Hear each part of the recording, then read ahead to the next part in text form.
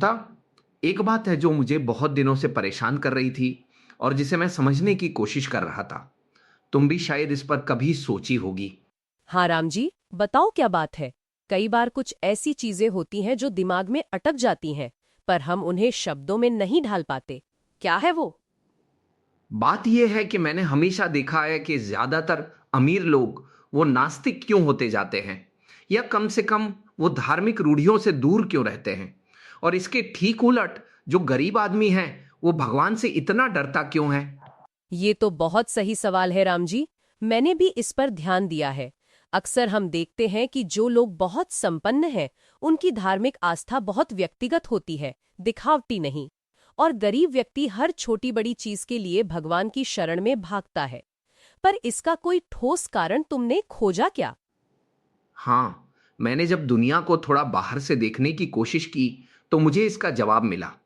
देखो, जब किसी इंसान की बुनियादी ज़रूरतें जैसे कि रोटी, कपड़ा, मकान, इलाज, रोजगार और सबसे ज़रूरी अपने परिवार की सुरक्षा, जब ये सब पूरी हो जाती है ना, तो वो इंसान धीरे-धीरे उस डर से बाहर निकलने लगता है। अच्छा, मतलब आप कह रहे हैं कि मूलभूत जरूरतें पूरी होने से एक किस्म की सुरक्षा की भावना आती है, जिससे डर कम हो जाता है।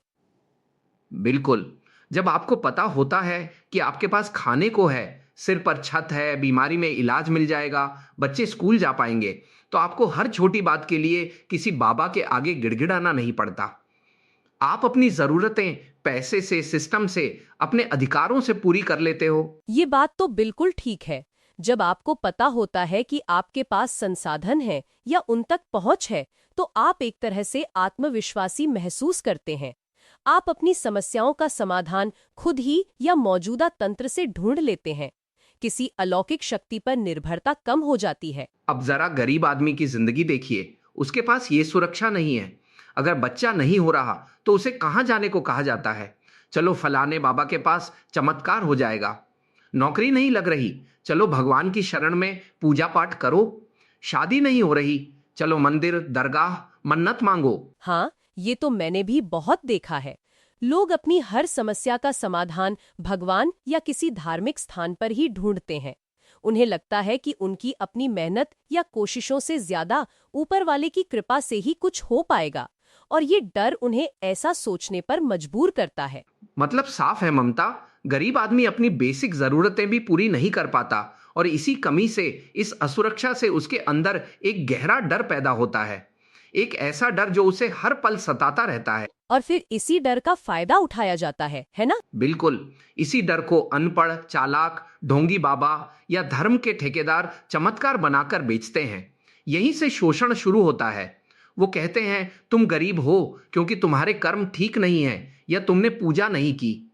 मुझे दान दो, मैं तुम्हारे लिए भगवान से बात करूंगा, तुम्हारा भाग्य बदल दूंगा। ओह, ये तो बहुत कड़वी सच्चाई है। मतलब वो लोग उस इंसान की कमजोरी, उसकी लाचारी और उसके डर को अपने फायदे के लिए इस्तेमाल करते हैं। और बेचारा गरीब उम्मीद में या डर से उनकी बातों में आ जाता है। ठीक यही बात है। अब तुम दुनिया में जितने भी नास्तिक लोग हैं, उनमें से ज्यादातर गरीब नहीं हैं। फिनलैंड, चीन, ऑस्ट्रेलिया जैसे देशों में नास्तिकों की संख्या ज्यादा है। जानते हो क्यों? मुझे लगता है शायद इसलिए कि उन देशों में लोगों की बेसिक जरूरतें बहुत अच्छे से पूरी होती हैं। उनकी सरकारें उनकी सामाजिक सुरक्षा का ध्यान रखती हैं। बिल्कुल सही। उन देशों में नौकरी की चिंता नहीं है, भूखे मरने का डर नहीं है, बुढ़ापे का डर नहीं, बच्चों के भविष्य की चिंता नहीं। वहां की सरकारों ने एक ऐसा सिस्टम बनाया है जहां हर नागरिक सुरक्षित महसूस करता है। जब इंसान के सिर पर बोझ नहीं होता, तो वो भगवान से डरना बंद कर देता है। और जब डर नहीं होता तो इंसान सवाल पूछने लगता है ना? वो लॉजिक और रीजन पर ज्यादा ध्यान देता है, न कि अंधविश्वास पर। ठीक यही। वो एक समय पर सवाल पूछने लगता है, क्या ये सब सच है? क्या वाकई ऐसा होता है? क्योंकि उसके पास सोचने के लिए मानसिक शांति और समय होता है। उसे हर पल अपनी और अपने परिवार की अस्तित्व की लड़ाई नहीं लड़नी पड़ती। ये तो बहुत बड़ी बात है। यानी गरीबी सिर्फ आर्थिक समस्या नहीं है, ये मानसिक और वैचारिक आजादी को भी छीन लेती है। हाँ, क्योंकि जब इंसान अपने खाने, अपने कल की चिंता में डूबा रहता है, तो उसके पास तर्क करने का अवकाश ही नहीं होता। उसके लिए आस्था एक सहारा बन जाती है, चाहे वो सहारा झूठा ही क्यों ना हो। और दूसरी तरफ जिन देशों में गरीबी ज्यादा है, जैसे भारत, पाकिस्तान, बांग्लादेश, सूडान, सीरिया, वहां लोग धर्म के पीछे उतने ही ज्यादा पागल होते हैं। वहां धर्म उनके जीवन का एक बहुत बड़ा हिस्सा बन जाता है। हाँ, एकदम सही। वहां धर्म, डर और गरीबी का एक खतरनाक गठजोड़ देखने को मिलता है। ये तीनों चीजें एक दूसरे को बढ़ावा देती हैं। गरीब है तो डर है तो धर्म के नाम पर शोषण आसान है, और शोषण होता है तो गरीब और गरीब होता जाता है। और फिर इसी डर और धर्म के नाम पर कई बार दंगे और फसाद भी होते हैं। मैंने तो ये भी देखा है कि जहां गरीबी कम होती है, वहां धर्म के नाम पर दंगे भी कम होते हैं। तुमने बिल्कुल सही पकड़ा। ये एक और महत्वपूर्ण बिंदु है। जब लोगों की बुनियादी जरूरतें पूरी होती हैं, जब उन्हें भविष्य की चिंता नहीं होती, तो उन्हें धर्म के नाम पर लड़ाना बहुत मुश्किल हो जाता है। उनके पास खोने के लिए बहुत कुछ होता है। लेकिन जो लोग गरीब हैं, जिनके पास खोने के लिए कुछ नहीं है, उन्हें आसानी से भड़काया जा सकता है। एक झंडे के नीचे लाकर धर्म के नाम पर उन्हें कुछ भी करने के लिए उकसाया जा सकता है। ये तो बहुत दुखद है। और सच्चाई ये है ममता, कि हमारे नेता इस देश को जानबूझकर गरीब रखते हैं। ये एक सोची समझी चाल है। गरीब रखते हैं, ये तो बहुत गंभीर आरोप है राम जी। पर अगर मैं ईमानदारी से कहूँ तो मुझे भी कई बार ऐसा लगता है।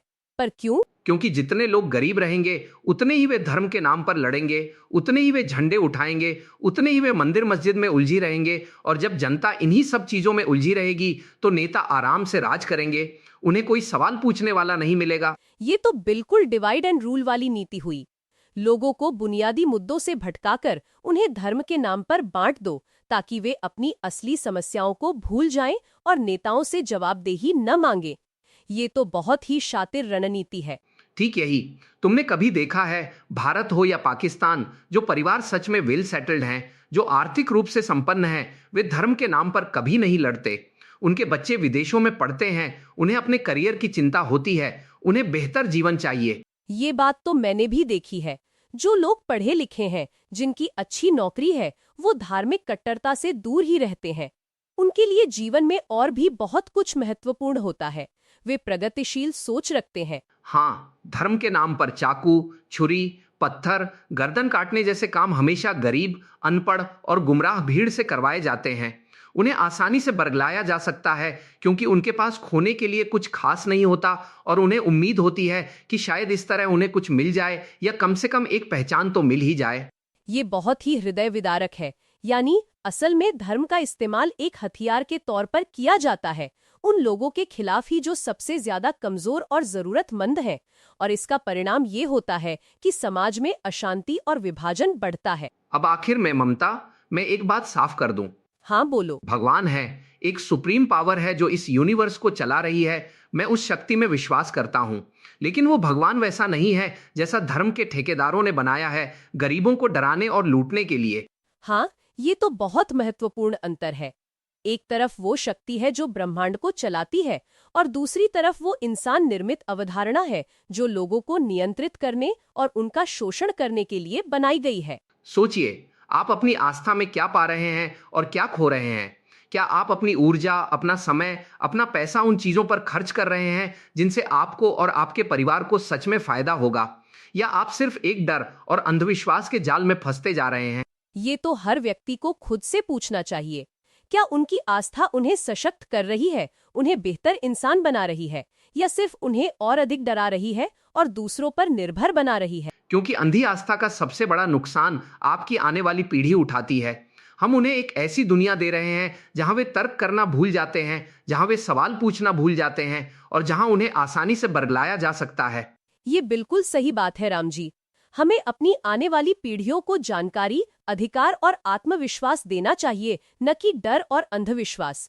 तभी वे एक बेहतर और तर्कसंगत समाज का निर्माण कर पाएंगी। ठीक यही, उन्हें आत्मनिर्भर बनाना होगा, ताकि उन्हें अपनी हर जरूरत के लिए किसी तथाकथित भगवान या बाबा के आगे झुकना न पड़े। हमें उन्हें इतना सशक्त करना होगा कि वे अपनी समस्याओं का समाधान खुद ढूंढ सकें। और जब लोग शिक्षित और सशक्त होंगे, तो फिर कोई उन्हें धर्म या जाति के नाम पर बरगला नहीं पाएगा। वे अपने अधिकारों को समझेंगे और उन्हें हासिल करने के लिए एकजुट होंगे। ये तो एक